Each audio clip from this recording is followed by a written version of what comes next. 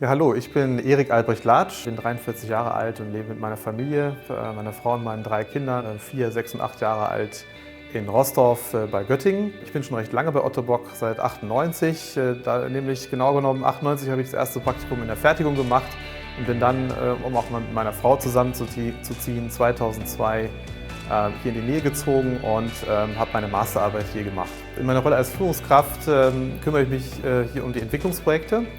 Da haben wir ja recht viele, um die 40, um die wir betreuen.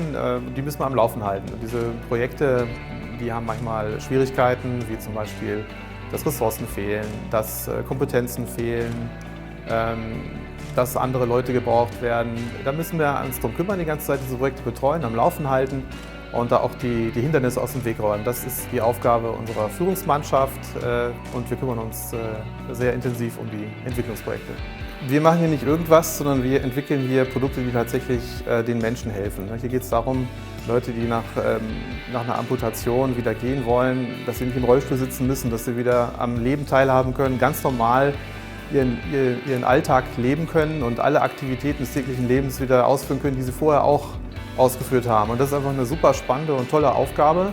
Und auch diese Dankbarkeit dann immer von den Anwendern, mit denen wir unsere Versuche machen, zu spüren, wenn das dann mal funktioniert, das gibt einem unheimlich viel zurück.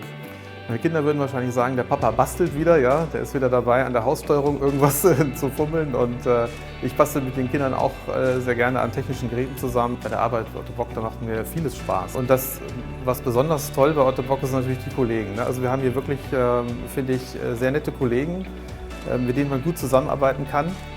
Und das finde ich auch bei Otto Bock einzigartig, muss ich ganz ehrlich sagen. Ja, das ist auch ein Grund, warum ich immer noch hier bin.